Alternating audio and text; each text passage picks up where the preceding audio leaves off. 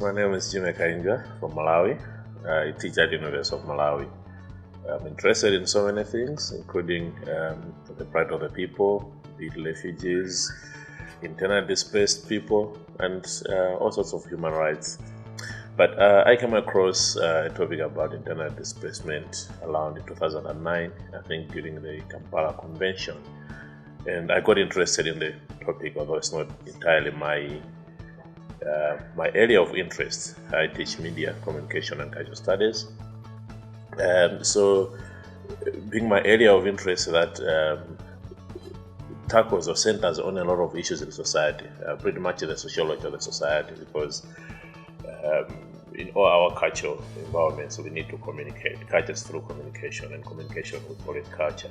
So I've been interested in looking at how the issues of internal displacement are recorded and reported, because by and large, these areas are neglected. They are not really in the mainstream media, so to say.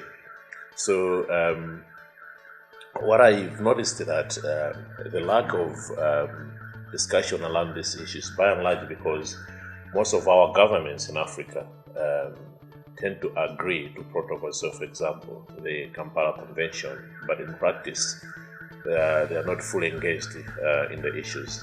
And this has become one of the major areas that we need to focus on, because lack of policies, lack of regulation, and lack of discussion within the offices of power or governments means that the media rarely cover these issues.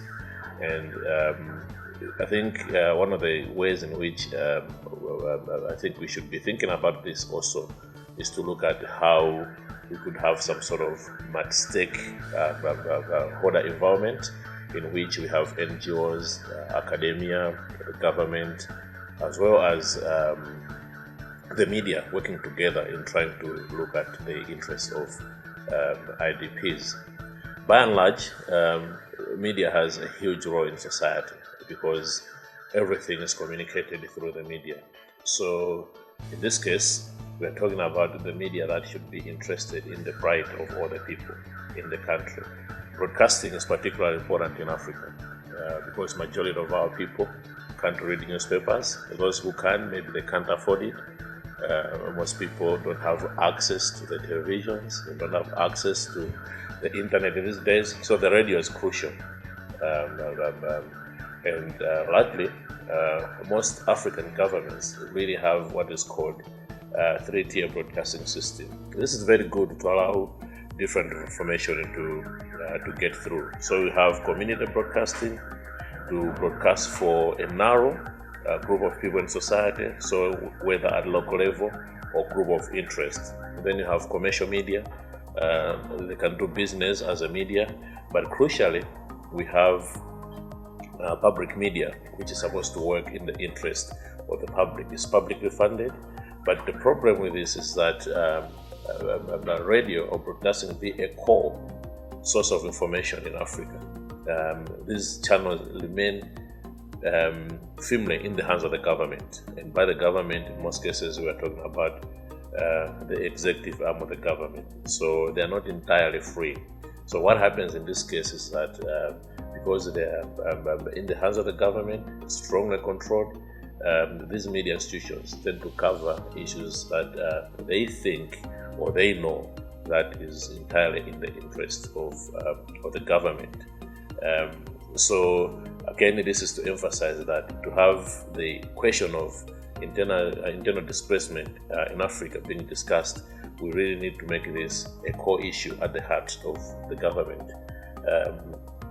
One of the key areas is to, if not force, at least negotiate to have policies, because in absence of policies, it's very difficult to negotiate. We have nowhere to start from. But if governments are forced, or they are actually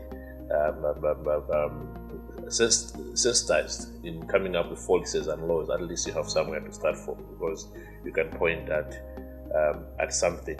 So it's kind of what you may call maybe a chicken and egg situation. What comes first? Should the media start really covering these issues to sensitize the government, or we need to sensitize the government as civil society, as academia, that we need to have a discussion around these issues?